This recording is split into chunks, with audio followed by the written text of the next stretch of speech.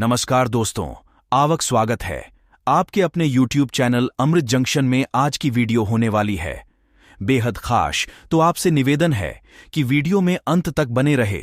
और अगर आपने हमारे महाभारत को पंचम वेद कहा गया है। यह ग्रंथ हमारे देश के मन प्राण में बसा हुआ है। यह भारत की राष्ट्रीय गाथा है। इस ग्रंथ में तत्कालीन भारत आर्यावर्त का समग्र इतिहास वर्णित है। अपने आदर्श स्त्री पुरुषों के चरित्रों से हमारे देश के जनजीवन को यह प्रभावित करता रहा है। इसमें सैकड़ों पात्रों, स्थानों, घटनाओं तथा विचित्रताओं व विडंबनाओं का वर्णन है। महाभारत में कई घटना, संबंध और ज्ञान विज्ञान के रहस्य छिपे हुए हैं। महाभारत का हर पात्र जीवंत है, चाहे वह कौरव, पांडव, कर्ण और कृष्ण हो या धृष्टद्युम्न, शल्य, शिखंडी और कृपाचार्य हो। महाभारत सिर्फ योद्धाओं की गाथाओं तक सीमित नहीं है। महाभारत से जुड़े शाप, वचन और आशीर्वाद में भी रहस्य छिपे हैं। दरअसल महाभारत की कहानी युद्ध के बाद समाप्त नहीं होती है। असल में महाभारत की कहानी तो युद्ध के बाद शुरू होती है। आज तक अश्वत्थामा क्यों जीवित है, क्यों यदुवंशियों के नाश का शाप दिया गया था और क्यों धर्म चल पड़ा था कलयुग की राह पर। महाभारत का रहस्य अभी सुलझना बाकी है। महाभारत युद्ध और उससे जुड़े रहस्यों शायद ही जानते हों। 18 का रहस्य। कहते हैं कि महाभारत युद्ध में 18 संख्या का बहुत महत्व है। महाभारत की पुस्तक में 18 अध्याय हैं। कृष्ण ने कुल 18 दिन तक अर्जुन को ज्ञान दिया। 18 दिन तक ही युद्ध चला। गीता में भी 18 अध्याय हैं। कौरवों और पांडवों की सेना भी कुल 18 अक्षौहिणी सेना थी, जिनमें कौरवों की 11 और पांडवों की 7 अक्षौहिणी सेना थी। इस युद्ध के प्रमुख सूत्रधार भी 18 थे। इस युद्ध में कुल 18 योद्धा ही जीवित बचे थे।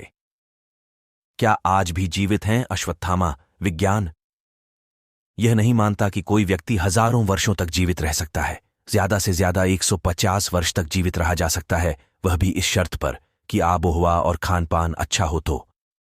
तब ऐसे में कैसे माना जा सकता है कि अश्वत्थामा जीवित होंगे? क्यों जीवित हैं अश्वत्थामा? महाभारत के युद्ध में अश्वत्थामा ने ब्रह्मास्त्र छोड़ दिया था, जिसके चलते लाखों लोग मारे गए थे।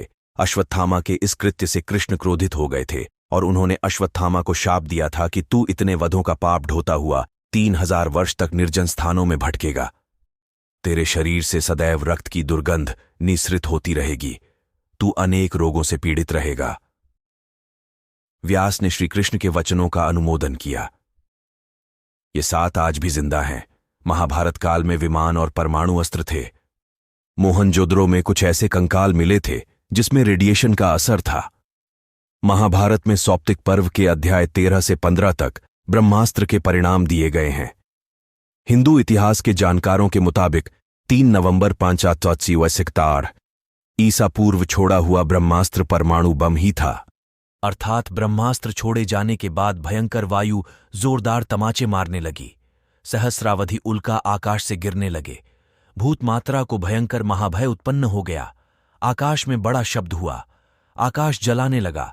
पर्वत, अरण्य, वृक्षों के साथ पृथ्वी हिल गई। कौरवों का जन्म एक रहस्य। कौरवों को कौन नहीं जानता?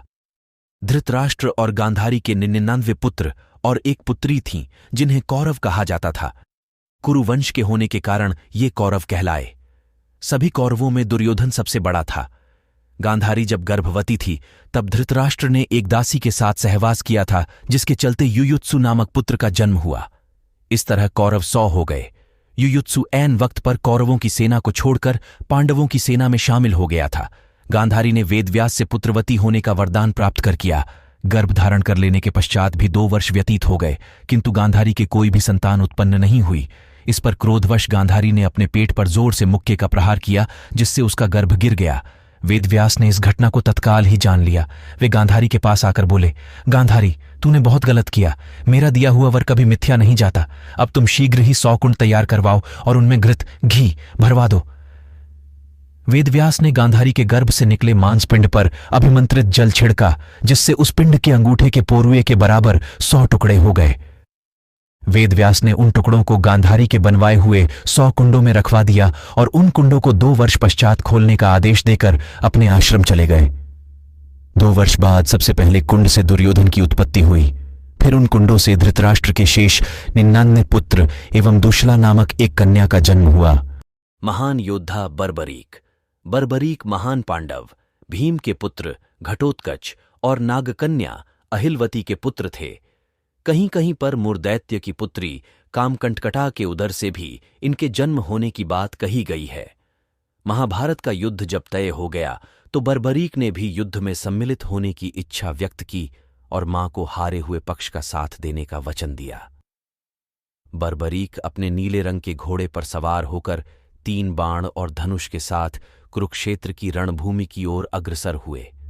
बर्बरीक के लिए 3 बाण ही काफी थे, जिसके बल पर वे कौरव और पांडवों की पूरी सेना को समाप्त कर सकते थे।